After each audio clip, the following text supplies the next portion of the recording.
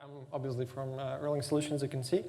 And today I'm going to talk about MQTT protocol, but more importantly about two brokers, RabbitMQ and EMQX, and how they implement MQTT protocol, and what are the architectural choices that were made internally in RabbitMQ and EMQX, and how that can affect the performance of your cluster. So first of all, I do apologize for the clickbait title and the description of this talk. There's not going to be a definitive answer to the question who is the winner here. It's just the overview. There are going to be a lot of technical details here. So I'm going to try to fit everything in 20 minutes. Before that, let's try to understand what the MQTT protocol is. So I'm going to try very lightly review this. MQTT is the publish subscribe protocol, very lightweight. It's designed for environment with where you have very limited resource capacity, so I would say.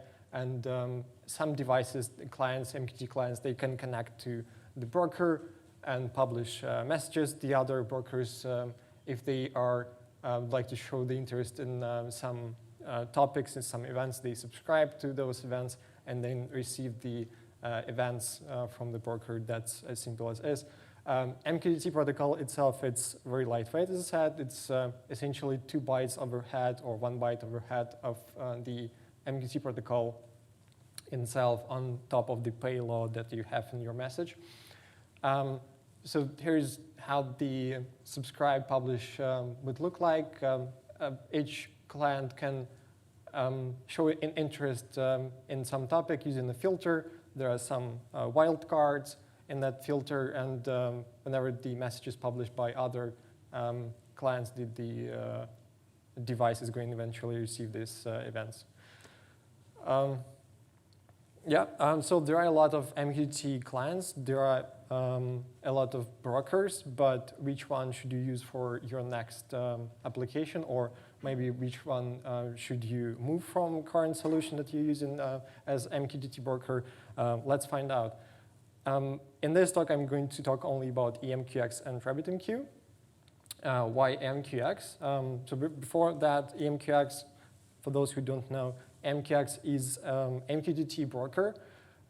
It is available in different flavors. There is open source version of it, there is enterprise version of it, and it also available is as the service in the cloud, so you can subscribe to the service and use MQTT as a service. There are additional plugins that you can enable. It is very extensible, as RabbitMQ is. But what is more interesting in our case is that EMQX, as well as RabbitMQ, they are both written in Erlang, and they are using the same underlying infrastructure, essentially, which is the Amnesia database. And the Amnesia essentially is used for exchanging the routing topology and exchanging the information between the nodes within the cluster.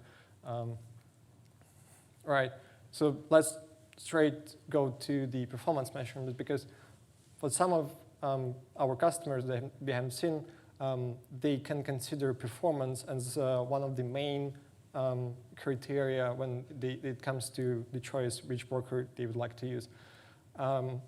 It's like one variable in the equation, essentially.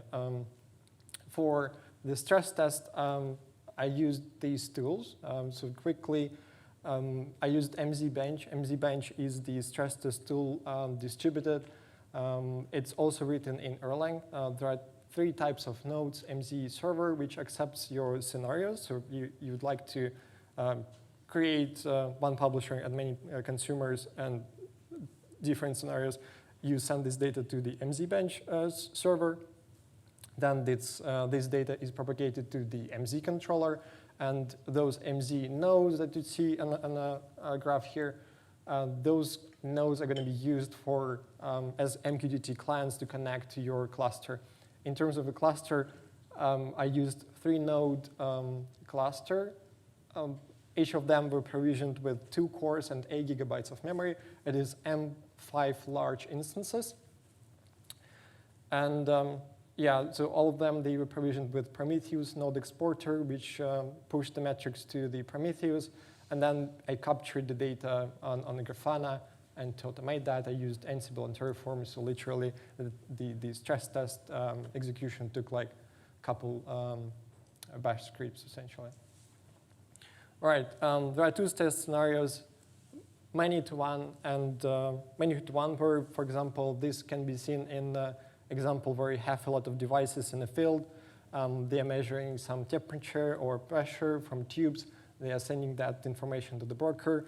And there's one controller that receives this data for further processing. And the other use case that I have is one-to-many, where one controller, for example, can send messages to the devices, like control messages, for example, to control the devices in the field. All right. So I started from 2000s of producers and consumers in each scenario, and then I gradually increased by 2000s of those connections every time until 10,000s of consumers and producers. And in each particular scenario, I sent only one message with a payload of 256 bytes every second. So there is no much throughput. There is no much payload on message, but it's just the test of a fan out and fan in example and how that works, how the cluster reacts to these scenarios. And here's the results for the MQTT and EMQX. So as you can see, there is a little difference between them. And if you have a look at the one-to-many, there is a quite big difference. So, but let me try to explain why this actually happens here, why there is quite a huge gap between them. Before we can start, let's talk about the communication in the cluster, how that organized. In RabbitMQ, you have distribution links, Erlang distribution links, and each node is connected to the other using one connection, one single connection. And to forward the message, if one client is connected to one node and the other client is connected to the other node, to proxy the message from one node to the other, it should send that message through that one single connection. If it's fan out example, you need to send a bunch of messages to a lot of queues which are hosted on different nodes. So RabbitMQ tries best to optimize that way, and it doesn't actually send a lot of messages. It sends one message if it has to be delivered to many queues. There's a delegate framework that is used for that case, and it groups each message by the destination node, and then sends one message which ends up in the delegate process, which is then dispatched and to send to other queues on those nodes. And that is primarily done for ordering, so that your messages wouldn't end up in different order in the same queue. Problem here is that all your messages, they end up in the same delegate process, and that delegate process is chosen by the hash of a sender. So if you have one sender, you're always going to push the message into one single delegate process. In MQX, it's a bit different. There is distribution link, and also there is GenRPC. So GenRPC is used for message forwarding only. So you have those Erlang distribution links where you exchange the data between media tables, but then whenever you need to publish one message from one node to the other, instead you spawn a new connection up to 32 connections by default, and then you forward this message on this connection that is deliberately provisioned for that client. And, well, you utilize fully all the connections when you do the fan out publish. That is great, but I don't have an example, and I'm not sure how that scenario would behave in cases where the network is starting, partitioning is going to happen. In RabbitMQ, there is one distribution link, and if that distribution link is getting broken, you'd be able to easily react on changes in the cluster that you have to make to either pause the cluster or continue to work depending on your partitioning strategy and protect your data. In this case, I'm not sure how that is going to perform and how consistent your data is going to end up. The other thing, well, that could explain the difference between that huge difference between the fan-out example, right, where we've seen the fan-out that MQX outperformed the RabbitMQ so hugely. But the other thing that can contribute to this is how the RabbitMQ plugin works. So RabbitMQ plugin works in a way that when you enable that plugin, it creates the MQTT listener, which is going to accept messages using the MQTT protocol. Then it's going to parse the message and convert it to the AMQP one, and then publish that to RabbitMQ. The thing is, there's a little overhead of converting back and forth all those protocols.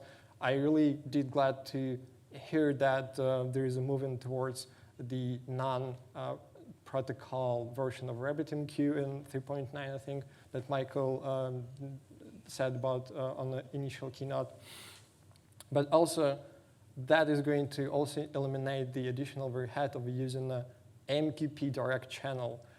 So currently in MQTT plugin, the way if message has to be published to RabbitMQ, it first of all goes to the socket, right, by publisher, and then goes to reader, and then goes through all those processes in a chain where eventually it ends up in a MQP process.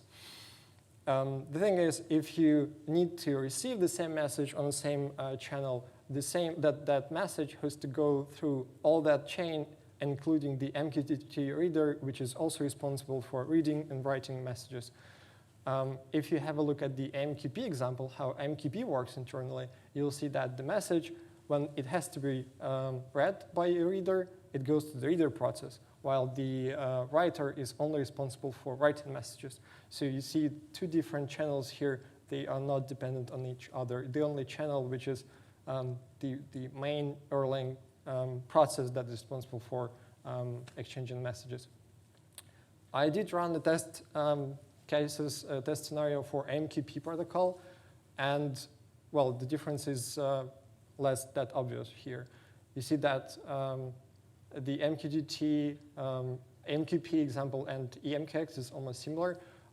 If you have a look at the fan out, it is, well, there is still a bit difference, right? But it's not that huge gap here, right? Also, you need to realize whenever you publish a message, by the way, when I used those examples, test scenarios, I used quality of service 1.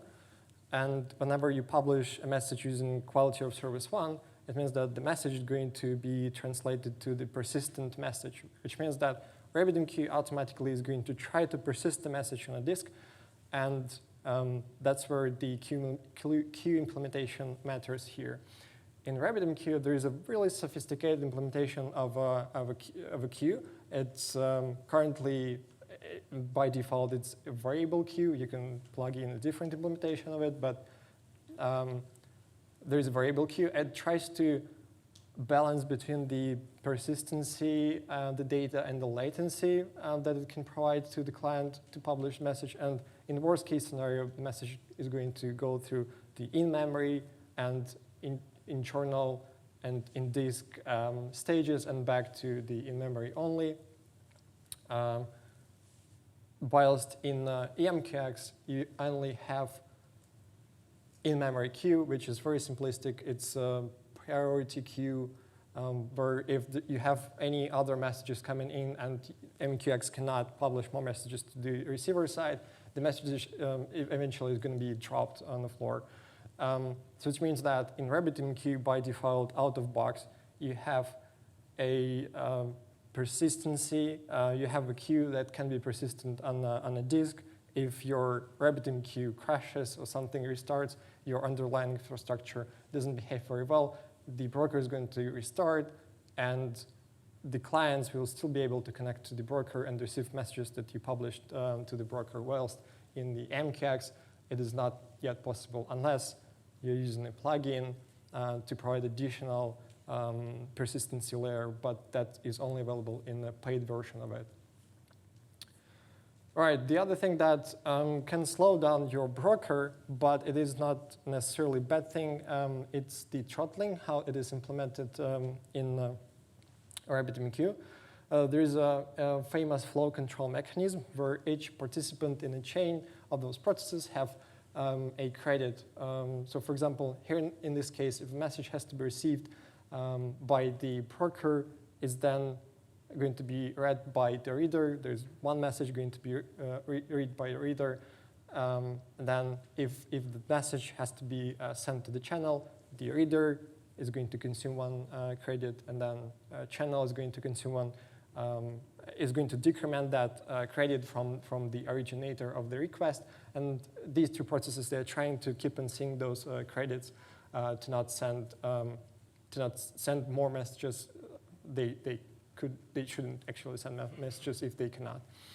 And why this is good example, I mean, why this architecture is good, because if you have a lot of consumers on this side, right, so you're going to have a lot of queues here on that side. So each particular message that you publish on the reader side can really badly affect your RabbitMQ instance because you're sending a lot of messages to a lot of queue, right?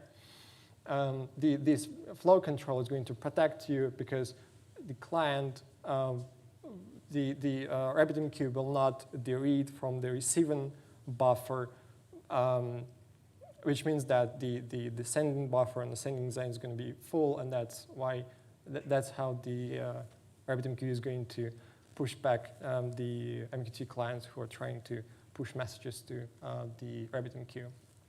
In EMQX, on the other hand, it is implemented a bit differently. There is the only one throttling mechanism that it has is the rate limiting, and the rate limiting is implemented on the read side on the EMQX channel. In RabbitMQ world, that would be named as Rabbit reader. This Erlang process is responsible for reading messages from a socket, essentially. Instead of reading one message from a socket, it reads multiple messages from a socket, and that value is configurable. So by default, I think it accepts 200 of messages. And then once the messages are received, it's going to process them accordingly. And only after that, once the socket reports back that that limit of messages that the reader asked for is reached, is going to examine the incoming publishers number and incoming bytes that were received. And then based on that, is going to sleep for a certain amount of time, which means that that would look similar to RabbitMQ has. The receiving side is going, the receiving side buffer is going to eventually fill up, and the sending buffer is going to fill up, and the publisher will not be able to push any more messages if they do respect TCP protocol. All right, that's how it is implemented at the moment.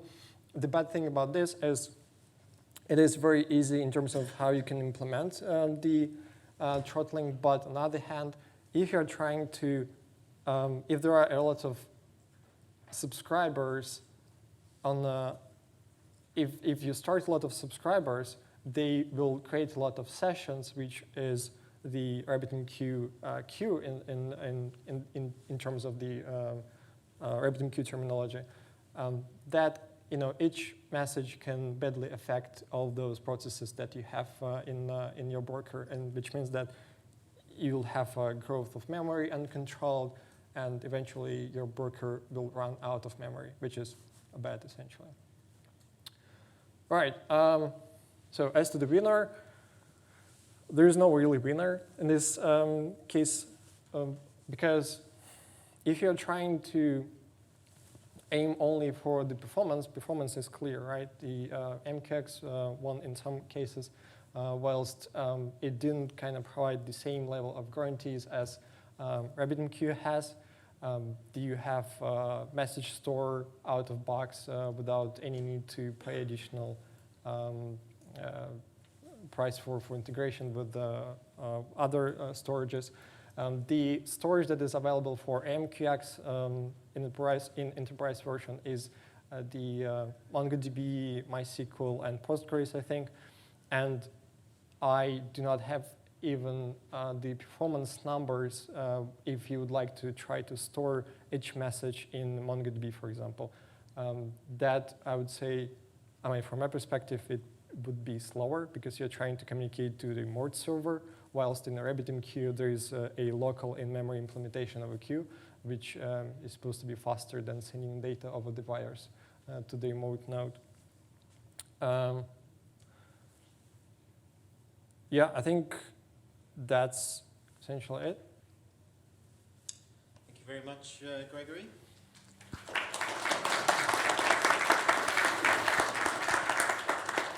So let's open this out to the audience. Do you have any questions at all? So I have a question. So I guess RabbitMQ can be considered more as a general purpose message broker, whereas EMQX is more specialized in its use cases. Is that a right assumption to make from this talk? Yeah, I think so. If you're trying to aim the maximum performance you can get out of bugs like on the market at the moment, there are solutions for that. If you have already an environment where you're using RabbitMQ and you don't have privileges of replacing the whole infrastructure with a different broker, I don't see there is a reason to to do that. And also, I'm very happy with what Michael is saying about the replacing the only MQP related part with the non-particular implementation of a protocol internally. So that is going to speed up the MQTT implementation as well. Yeah, so it's more. So it really depends on a very specialized use case where you really need there are a lot of numbers accordingly. Exactly. There are a lot of variables in this equation. It's wrong to say like go for performance only. Don't waste your time. Okay. You have a question? Would scaling up the nodes would help in this performance? So, for example, adding more nodes to Rabbit or EMQX would help. Did you measure that? Right. I did not measure it, but I would expect that the performance is going to be better because that only is CPU performance. If you add more nodes, you're gonna host less. Your queues are going to be distributed evenly across all the nodes, and the CPU load is going to be easier. I mean, smaller. Yeah, right. That's going to help.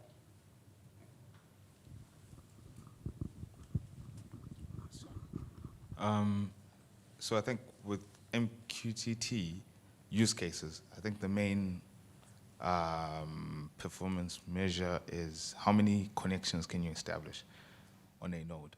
So usually if you've got IoT devices, you want to connect 1 million devices to a broker, right?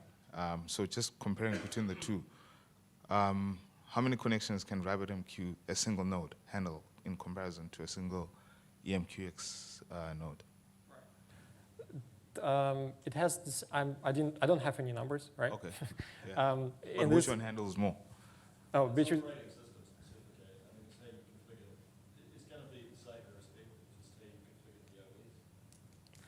Yeah, I get. Less process overhead on the EMQX side than there is on the Rabbit side. Yeah, exactly. The implementation, the stack implementation of the networking is very much similar to what RabbitMQ has. It uses the eSockD. It's the asynchronous implementation of Erlang socketd, but that is very similar to RabbitMQ does at the moment. So it just the library is moved to a separate library that everyone can use, while in RabbitMQ it's like more internally assembled, not divided. And so I would say the performance should be similar. I don't have numbers, obviously, so. I mean, doesn't it come down to the number of Erlang processes per connection? So Rabbit's going to have a minimum on an MQTT connection of 3 Erlang processes to handle that one connection versus EMQX, which is going to be Right. like 1 or 2? Yeah, exactly. Yeah, that is going to end up in more CPU and memory usage. Yeah, that's right. That's correct answer. But as I said, with the work that is coming up about the avoiding all of those AMQP direct connections, that's going to be avoided at all. There's not going to be additional CPU load on your broker.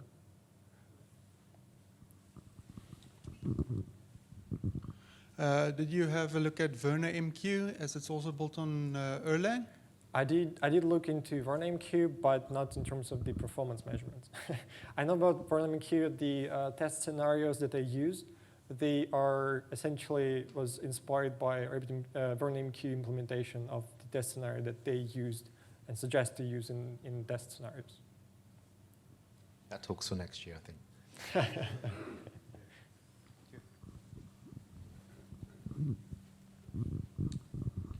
You mentioned clustering. Is there any data mirroring in EMQX? Right, there's no data mirroring. It is not anyhow supported at the moment in the EMQX. Yeah, I guess the suggested way by EMQX is to plug in the implementation that you'd like to plug in into your broker to persist the data in the way how you want to persist the data. Essentially, EMQX does not try to solve this problem. It delegates the problem to other services. That's why they have the integration with RabbitMQ, for example, with MongoDB. So they are saying persist your data, but the persistency layer is on a third party. It's not under the scope of the project. Okay, I think we'll make that the last question. Thank you very much. All right, thank you.